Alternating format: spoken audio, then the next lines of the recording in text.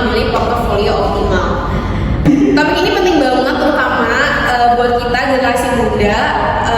Sering banget kita tuh bingung gimana cara nentuin memilih investasi yang bagus. Hari ini kita kedatangan 3 narasumber kompeten.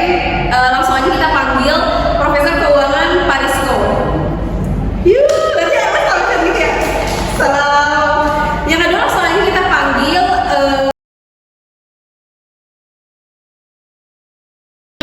aja narasumber kita, Bapak Satya. Beliau adalah analisis investasi. Yang terakhir narasumber yang kompeten yaitu ada narasumber yang ketiga, ini juga gak kalah kompeten, itu ada Mbak Celia selaku praktisi pasar modal. Yeay, kita sambut.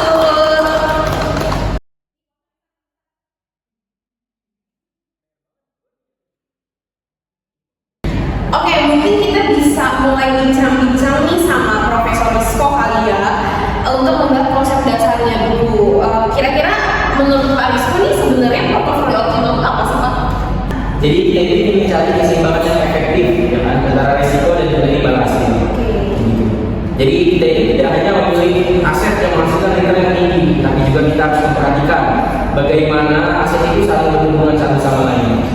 Berarti jadi tuh kita nggak harus milih instrumen yang bagus aja ya secara individu, tapi tuh gimana sih caranya mereka itu bekerja sama gitu ya Prof? Ya betul, jadi kolerasi antara aset itu sangat penting. Jadi itulah mengapa diverifikasi itu menjadi kunci utama. Oke, berarti bahas Oke, berarti kita mulai bahas diversifikasi ya. Kita ke Pak Satya kali ya sekarang. Pak Satya, gimana sih ketika mendengar portofolio optimal tuh hal yang pertama diketahui kan diverifikasi ya Pak? Kenapa diverifikasi itu penting sih Pak? Jadi karena tidak ada instrumen investasi yang selalu naik, setiap aset memiliki karakteristik berbeda. Dengan diversifikasi itu kita bisa menyebarkan resiko-resiko tersebut. Nah, jika satu instrumen sedang mengalami penurunan, instrumen lain bisa membantu menstabilkan portofolio kalian. Diversifikasi bukan tentang memiliki banyak aset, tapi memiliki aset yang tepat sesuai tujuan dan profil resiko. Berarti itu kualitas diversifikasi itu lebih penting dibanding kuantitas ya Pak? Betul. Seperti contohnya memiliki 10 aset tapi tidak sesuai dengan tujuan masih tidak optimal. Tapi memiliki 4 sampai 5 aset yang saling melengkapi bisa jadi jauh lebih baik. Oke, nah kalau dari Mbak Celia sendiri nih, menurut Mbak Celia itu gimana sih pendekatan praktisi pasar modal dalam menyusun portofolio optimal untuk klien? Kami itu biasanya mulai dengan menilai profit risiko, tujuan, dan jangka waktu investasi. Nah, lalu menghitung expected return, volatilitas, dan korelasi aset. Setelah itu, biasanya kami membuat beberapa simulasi skenario. Untuk investor pemula seringkali kami memberikan posisi sederhana seperti 60% saham dan 40% obligasi untuk portfolio modal. Nah, namun untuk investor yang lebih serius itu biasanya perhitungannya jauh lebih detail. Oke. Nah, saya mau tanya ke Pak Satya ya sama Coba Celia. Kira-kira tuh apa aja sih kesalahan yang sering dilakuin investor pemula dalam memilih portofolio? Menurut Pak Satya gimana nih Pak Satya dulu deh? Pertama itu memiliki instrumen karena ikut-ikutan. Terus kedua itu terlalu agresif tanpa memahami resikonya. Dan yang ketiga itu tidak melakukan evaluasi berkala. Nah, kalau menurut Mbak Celia sendiri gimana Mbak?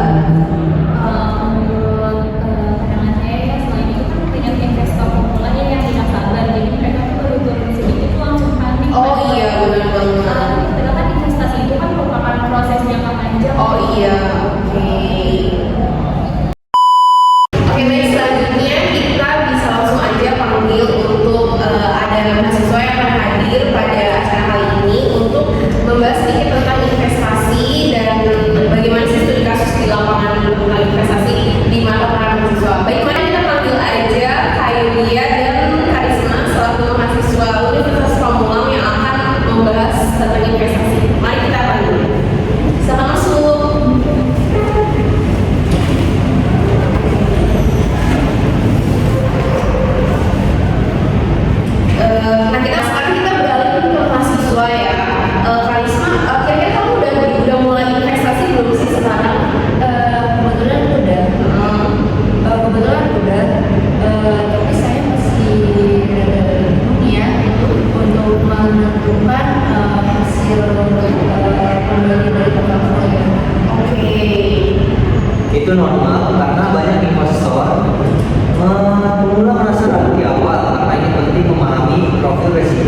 diri sendiri sejak awal.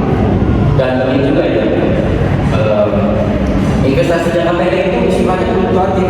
Jadi kalian itu sebagai mahasiswa sebaiknya mengambil investasi jangka panjang karena kan kalian masih berumur panjang, bisa kalian.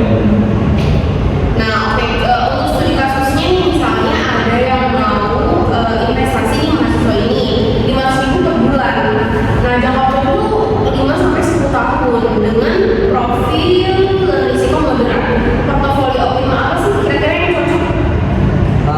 Untuk profil moderat, komposisi yang sering digunakan itu misalnya pertama ada 50% di reksadana saham, lalu ada 30% itu di dana pendaftaran tetap atau obligasi, dan yang ketiga itu 20% di instrumen stabil seperti pasar uang atau emas.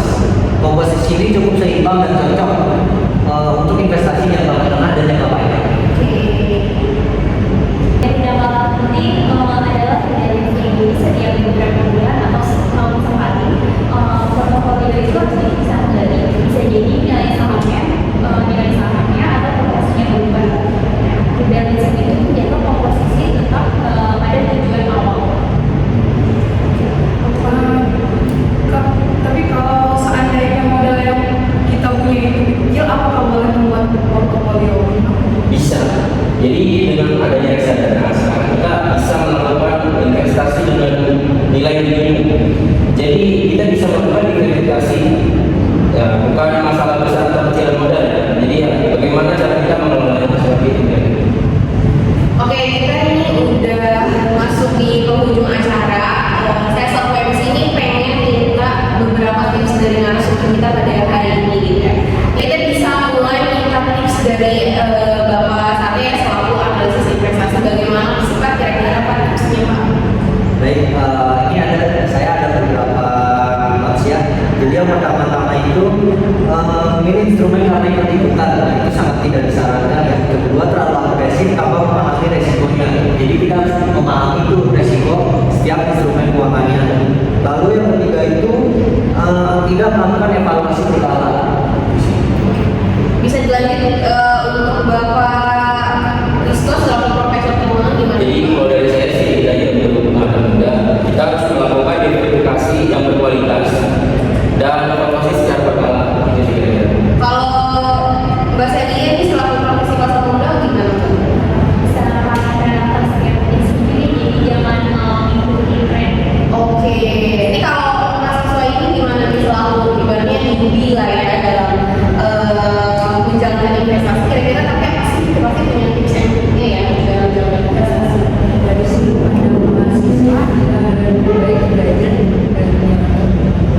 Oh gitu, kalau kayak gini Bisa menjadi catatan penting itu harus menggunakan dana yang telah disiapkan untuk investasi, bukan dana yang sedang diperlukan. Oke, berarti Mbak dana yang udah save lah ya, kayak mana kita pakai untuk peruang, gitu kita pakai, kita nggak perlu juga gitu ya.